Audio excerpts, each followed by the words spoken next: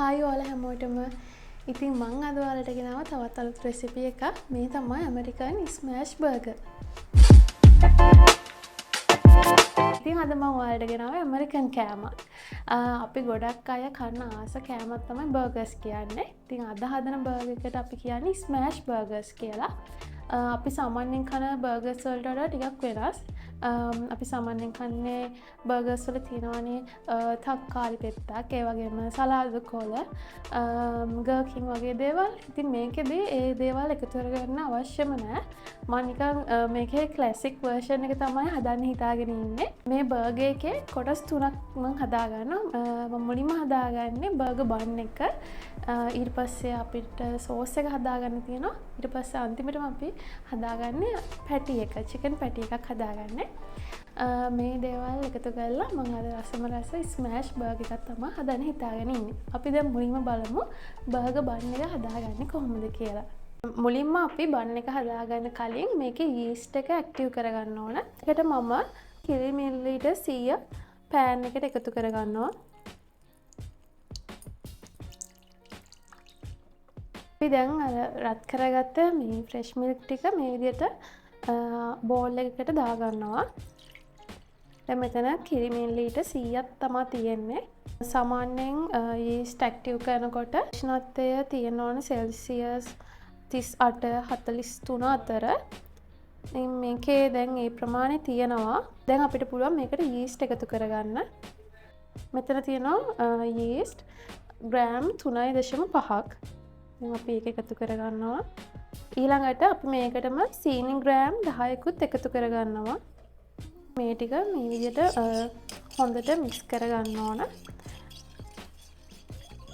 දැන් අපි මේ යීස්ට් එක ඇක්ටිව් වෙන්න මේ වගේ රෙදි කෑල්ලකින් මේක විනාඩි 5ක් විතර වහලා තියෙනවා. ඒ වගේම මම මෙහෙම පියන කිනුත් ආයෙ වහ ගන්නවා.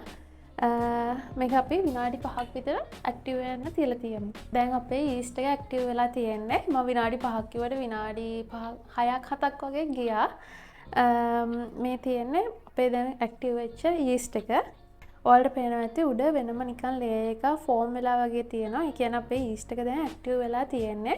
අපි දැන් කරන්නේ මේකට අනිත් ඉන්ග්‍රීඩියන්ට්ස් ටික එකතු කරගන්න. බටර් ග්‍රෑම් 10ක් එකතු කරගන්නවා. ඉතින් මම මේ ඔක්කොම ඉන්ග්‍රීඩියන්ට්ස් ටික මේ ස්කේල් එක උඩම බෝල් එක තියලා තමයි මේ මෙෂර් කරගන්නේ. දැන් අපි බටර් ග්‍රෑම් 10 තමයි එකතු කරන්නේ. ඊළඟට අපි එකතු කරන්නේ පාන් පිටි. පාන් පිටි ග්‍රෑම් 212.5ක් මම එකතු කරගන්නවා.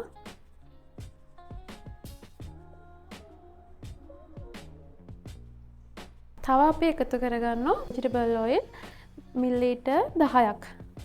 ඒ වගේම අපි මේ වගේ බීට් කරගත්ත සාමාන්‍ය පොඩි සයිස් බිත්තරයකුත් එකතු කරගන්නවා මේකටම. ඒ වගේම අන්තිමටම අපි එකතු කරනවා ලුණු ග්‍රෑම් 4ක් විතර. හරි, දැන් මේ විදිහට අපි ඔක්කොම ඉන්ග්‍රීඩියන්ට්ස් ටික මේ බෝල් එකට එකතු කරගෙන ඉවරයි. දැන් අපි මේ ටික ඔක්කොම හොඳට අනා ගන්න ඕන. ඉතින් මම මේව ඔක්කොම ටික මේ බෝල් එකේ තීද්දිම හොඳට මික්ස් කරගන්න තමයි යන්නේ. මේ විදිහට මේ ටික හොඳට මික්ස් කරගන්න ඕන. සාමාන්‍යයෙන් විනාඩි 10ක් 12ක් විතර මේ කනාන ඩෝ එකක් වෙන්න හදා ගන්නවා.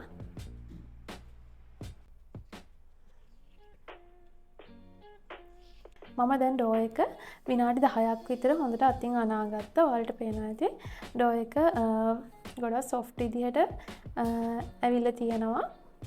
මේ වගේ රෙද්දකින් කවර් කරලා පියන එකකට අහලා මේක පැයක විතර කාලයක් තියෙනවා මේ ඩෝ එක ඩබල් සයිස් වෙනකන්. අද මම බර්ගර් බන්ස් හදන්න ගත්ත රෙසිපි එක කලිනුත් ඔයාලත් එක්ක ෂෙයා කරගෙන තියෙනවා. ඔයාලට සමහරවිට මතක ඇති මම කලින් දවසක හැදුවා folded buns. ඒ රෙසිපියම තමයි අද මේ බර්ගර් බන්ස් හදන්නත් මම යොදාගත්තේ. ඉතින් මේ වගේ බන් එකක් හදනකොට ඒකේ තියෙන චැලෙන්ජින්ම පාර්ට් එක තමයි යීස්ට් එක ඇක්ටිව් කරගන්න එක. මොකද සමහර යීස්ට් වර්ග තියෙනවා ඇක්ටිව් වෙන්නේ නැහැ. ඒ නිසා මම සාමාන්‍යයෙන් පුරුදු වෙලා ඉන්නේ යීස්ට් එක පිටි එකටම මුලින්ම එකතු කරන්නේ නැතුව මුලින්ම මම බලනවා යීස්ට් එක ඇක්ටිව් වෙනවද කියලා. ඉතින් ඔයාලා දැක්කා වගේ මුලින්ම මද රස්නේ කිරි වලට යීස්ට් එක දාලා විනාඩි 5-10ක් අතර තියලා බලනවා යීස්ට් එක හොඳට ඇක්ටිව් වෙනවද කියලා. ඊට පස්සේ තමයි අනිත් ඉන්ග්‍රීඩියන්ට්ස් ටික එකතු කරන්නේ. නැත්නම් යීස්ට් එක ඇක්ටිව් වෙන්නේ නැතුව අපි දන්නේ නැතුව යීස්ට් එකටම පිටි මික්ස් කරලා ඔක්කොම කරාම ඩෝ එක පිපෙන්නේ නැති වුණොත් ඒ ඉන්ග්‍රීඩියන්ට්ස් ටික ඔක්කොම නාස්ති වෙනවා. ඒ නිසා තමයි මම මුලින්ම චෙක් කරලා බලනවා මේ යීස්ට් එක හොඳට ඇක්ටිව් වෙනවද කියලා. අපේ ඩෝ එක ඩබල් සයිස් වෙනකන් අපි සෝස් එක හදාගමු. ඉතින් මේ සෝස් එක හදන්න හරිම ලේසි. මේ පොඩි ඉන්ග්‍රීඩියන්ට්ස් ප්‍රමාණයක් තමයි ඕන වෙන්නේ. අපි බලමු මේ මොනවද කියලා. මුලින්ම අපි එකතු කරගන්නේ ටොමැටෝ සෝස්. ඊළඟට අපි එකතු කරගන්නවා මයෝනීස්.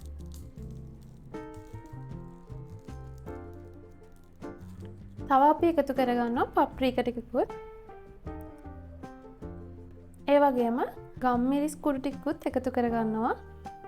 අන්තිමටම අපි එකතු කරගන්නේ මස්ටර්ඩ්. මස්ටර්ඩ් සෝස් එක තියෙනවා නම් හොඳයි. මං ගාව මස්ටර්ඩ් සෝස් එක නැති නිසා මම මස්ටර්ඩ් පේස්ට් එකෙන් ටිකක් මේ වගේ ප්‍රමාණයක් එකතු කරගන්නවා. හරි දැන් අපි මේ දේවල් ටික ඔක්කොම හොඳට මික්ස් කරගන්නයි ඕන.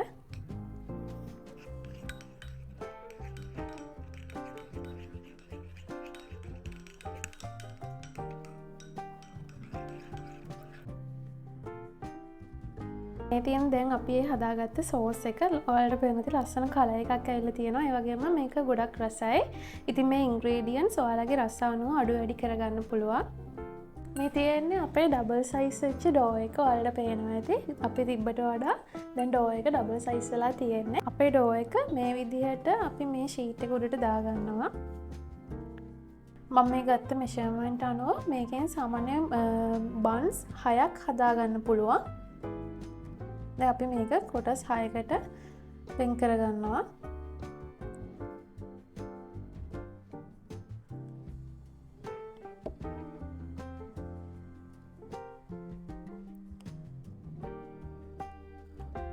ඊළඟට අපි මේ කපාගත්ත කොටස් 6 මේ විදිහට පොඩි පොඩි බෝල විදිහට හදාගන්නවා. අපි ඊළඟට කරන්නේ ඒ ටික මේ වගේ බේකින් ට්‍රේ එකක තියෙනවා. මේ බේකින් ට්‍රේ එකේ මම පාර්ච්මන්ට් පේපර් එකක් දාලා තියෙන්නේ. ඉතින් ඒක උඩින් මේ හදාගත්ත දේවල් ටික තියාගන්නවා.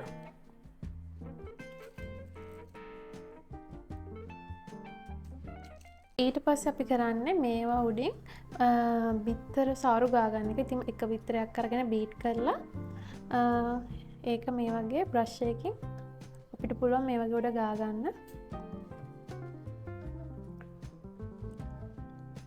ඊළඟට අපි මේවා උඩින් මේ වගේ තල ඇට ටිකක් එකතු කරනවා. ආයෙත් මේක කවර් කරලා විනාඩි 30ක් වගේ කාලයක් තියෙනවා. මේක ආයෙත් ඩබල් සයිස් වෙනකන්.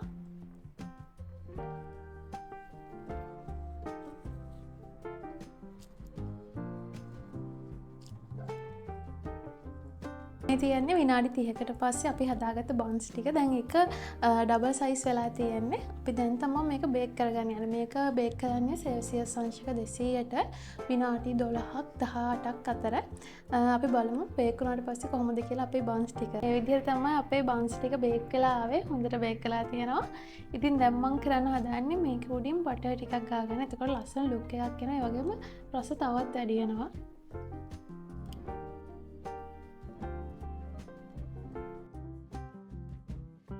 හරි දැන් අපි කරන්න යන්නේ මේ බර්ගර් බන් එක දෙකට මැදින් කපා ගන්න. අපි එහෙම කපාගත්ත බර්ගර් බන් එකේ මේ විදිහට බටර් ටිකක් ගා ගන්නවා. ඊට අපි කරන්නේ බටර් ගාපු පැත්ත පෑන් එකට තියලා ටික වෙලාවක් ෆ්‍රයි කරගන්න එක. මේ තියන්නේ අපි අර බටර් ගාලා පොඩි වෙලාවක් ෆ්‍රයි කරගත්ත බර්ගර් බන් එක. ඊළඟට අපි හදාගන්න යන්නේ පැටි එක. ඉතින් සාමාන්‍යයෙන් මේ බර්ගර්ස් වල පැටිස් හදන්නේ බීෆ් වලින්. ඉතින් අපි බීෆ් කන්නේ නැති නිසා මම චිකන් වලින් තමයි අද හදාගන්නේ. ඉතින් මේ විදිහට මම චිකන් ග්‍රයින්ඩ් කරලා මේ සයිස් මේ ටිකක් ලොකු බෝල හදාගෙන තියෙනවා. මේ අර සාමාන්‍යයෙන් අපි මීට් බෝල්ස් හදනකොට හදන ප්‍රමාණයට වඩා ටිකක් ලොකුවට තමයි ගන්න ඕන. ඒ වගේම මීට් බෝල්ස් හදනකොට අපි එක ස්පයිසස් එහෙම දානවනේ. මේකෙදි එහෙම කරන්නේ නැහැ. නිකන් චිකන් ටික විතරක් ග්‍රයින්ඩ් කරලා අරගෙන මේ විදිහට බෝල හදාගෙන තියාගෙන ඉන්නවා මම. දැන් අපි බලමු අපි මේ පැටි එක හදාගන්නේ කොහොමද කියලා. මුලින්ම අපි මේ වගේ පෑන් එකක් අරගෙන එකට බටර් ටික එකතු කරගන්නවා. බටර් නැත්නම් අපිට පුළුවන් තෙල් උනත් එකතු කරගන්න. ඊළඟට මම කරන්නේ අපි ග්‍රයින්ඩ් කරගත්ත මේ චිකන් එක තියාගන්න එක. ඉතින් මේකෙදී පැටි එක හදනකොට අපි පැටි එකේ ෂේප් එකට අතින් හදන්නේ නැහැ. ඒක ප්‍රෙස් කරලා තමයි හදන්නේ. මම ඔයාලට පෙන්නන්නම්. ඉතින් මේ විදිහට තියාගත්ත චිකන් එක උඩින් අපි මේ ලුණු එකතු කරනවා. ඒ වගේම ගම් මිරිස් ටිකකුත් එකතු කරනවා. අපි තව දෙයක් එකතු කරගන්න මේ වගේ හීනියට කපපු ලුණු ටිකක් එකතු කරගන්නවා. ලුණු එකතු කරගත්තට පස්සේ අපි දැන් කරන්න යන්නේ මේක උඩින් මේ වගේ පාර්ච්මන්ට් පේපර් එකක් තියලා මේ වගේ පැත්තලි හැන්දක් කරන් මේක ප්‍රෙස් කරනවා. ඉතින් ඔයාලා ගාව ප්‍රෙස් කරන එකක් තියෙනවා මේක ලේසියෙන්ම හදාගන්න පුළුවන්. නැත්නම් මේ වගේ හැන්දක් අරගෙන අපිට මේක පැත්තලි කරගන්න පුළුවන්. සාමාන්‍ය මේක පැටි එක ටිකක් ගොඩාක් මහතර නෙමෙයි හදන්නේ. ටිකක් තින් ලේ එකක් වෙන විදිහට හදාගන්න පුළුවන් නම් තමයි ගොඩක් හොඳ. අපිට පුළුවන් තව ඕනනම් මේ වගේ ලුණු එකතු කරන්න.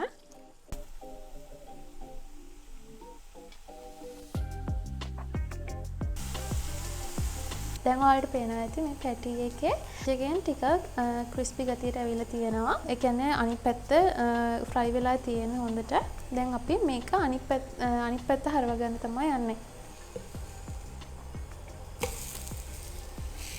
දැන් මම මේ පැත්තට ලුණු ටිකක් දාගන්නවා. ඊළඟට අපි කරන්නේ මේ පැටි එක උඩින් මේ වගේ චීස් ස්ලයිස් එකක් තියාගන්නවා.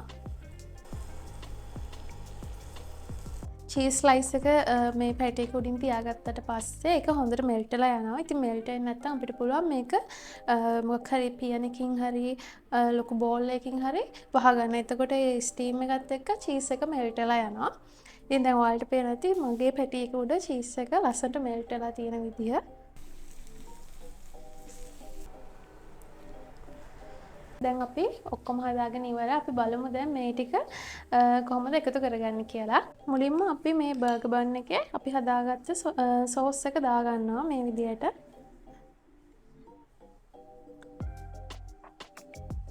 දැන් අපි මේ පැටි එක තමයි තියාගන්න යන්නේ ඊළඟට.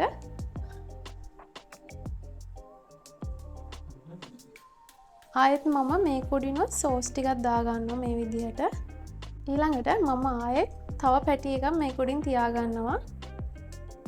මේක උඩින් සෝස් එක ටිකක් දාගන්නවා.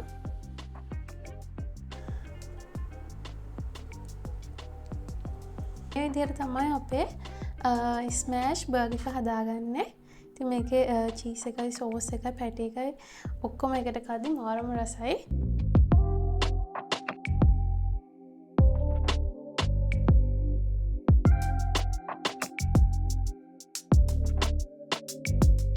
මේ විදිහට අපි බර්ගර්ස් ටික හදාගෙන ඉවරයි. දැන් අපි බලමු මේකේ රස කොහොමද කියලා.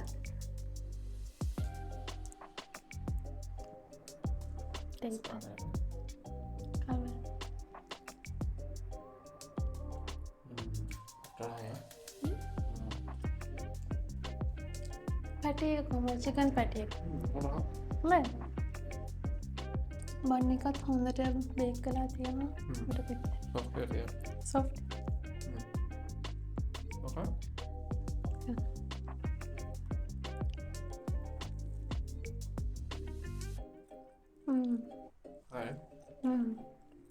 බන් එක ගොඩක් රසට තියෙනවා.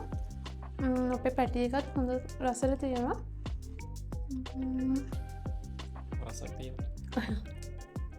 ඉතින් ඒ විදිහට මම අද ඔයාලට ගෙනාවේ රසම රස ඇමරිකන් ස්මෑෂ් බර්ගර් එකක් හදාගන්න රෙසිපි එක. ඉතින් මම ඒකෙදී බන් එකත් හැදුවා, පැටි එකත් හැදුවා, ඒ වගේම සෝස් එකත් හැදුවා.